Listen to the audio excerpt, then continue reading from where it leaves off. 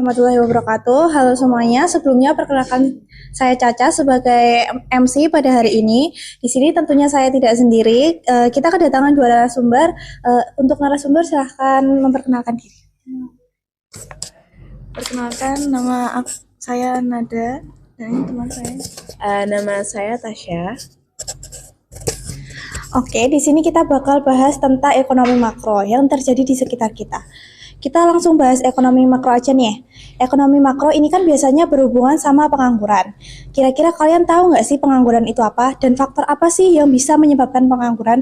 Soalnya anak muda kayak kalian kan pasti terbuka untuk informasi kayak gini. Jadi yang pertama, pengangguran itu situasi ketika kita tuh nggak punya pekerjaan atau sedang mencari pekerjaan atau sedang mempersiapkan suatu usaha baru.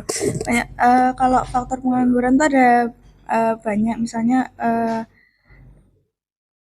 pendidikan yang kurang atau misalnya informasi yang sulit didapat. Terus itu bisa juga alih ekonomi suatu negara dari yang awalnya agraris jadi industri gitu.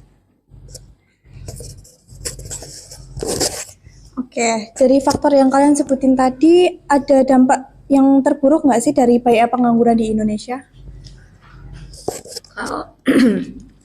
Tentu saja berhubungan ya, kan kalau misalnya terjadi pengangguran, otomatis individu tersebut tidak memiliki pendapatan. Akhirnya banyak dari mereka yang menempuh jalan lain untuk memenuhi kebutuhan hidup, termasuk jalan yang salah seperti mencuri, maling, dan juga melakukan tindak kriminalitas lain seperti pencurian berbasis tebusan uang.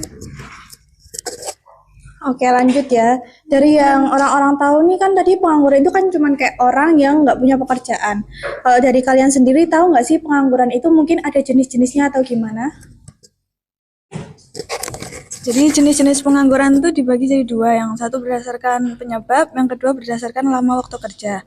Yang berdasarkan penyebab itu ada dibagi lagi jadi 4. Yang pertama, pengangguran konjunktur yang disebabkan oleh turunnya perekonomian negara. Jadi misal kalau perekonomian negara itu turun, pabrik-pabrik kan juga mengurangi kapasitas produksinya. Jadi banyak karyawan yang di PHK.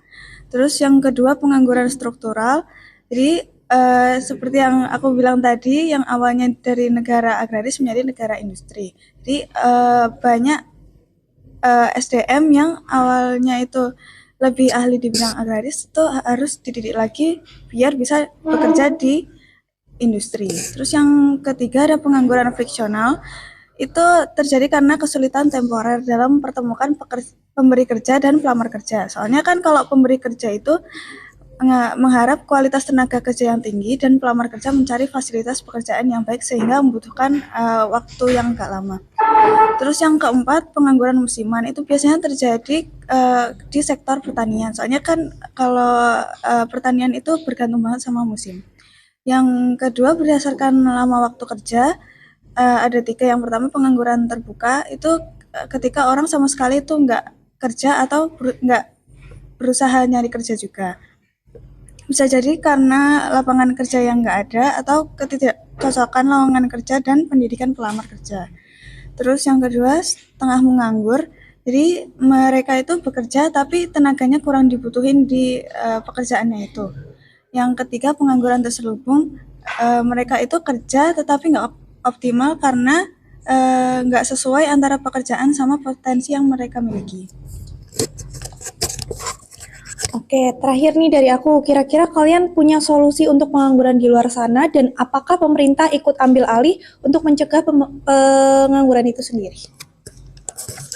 Otomatis pemerintah punya andil yang besar ya untuk solusi pengangguran ini. Jadi yang pertama mungkin pemerintah bisa melakukan pemerataan pembangunan di seluruh wilayah di Indonesia biar daerah-daerah terpencil juga ekonominya berkembang dan juga akhirnya punya lowongan kerja sehingga mengatasi masalah pengangguran. Terus kemudian yang kedua adalah penaikan fasilitas pendidikan di seluruh wilayah di Indonesia. Kan dengan ini otomatis sumber daya manusia kita juga punya kualitas yang bagus untuk dijadikan pekerja.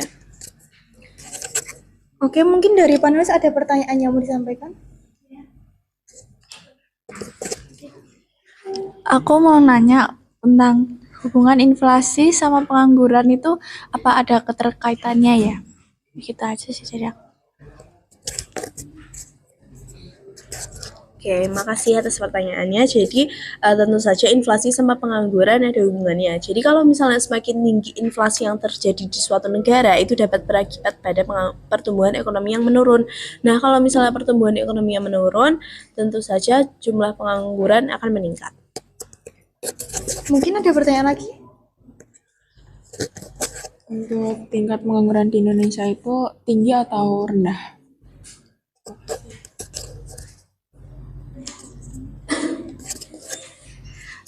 Kalau misalnya aku lihat dari BPS sendiri, tingkat pengangguran di Indonesia itu pada Agustus 2023 itu 5,32%. Menurutku itu angka yang cukup tinggi ya, soalnya kan Indonesia sendiri sebenarnya punya banyak banget sumber daya alam yang bisa digunakan, kemudian dari sektor pariwisata juga kita bisa dikembangkan, jadi seharusnya itu bisa lebih rendah lagi sih.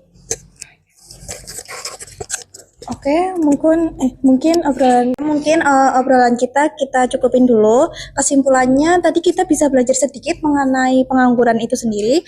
Terima kasih udah ngikutin kita dari awal. Mohon maaf apabila terjadi kesalahan kata dan perbuatan. Wassalamualaikum warahmatullahi wabarakatuh.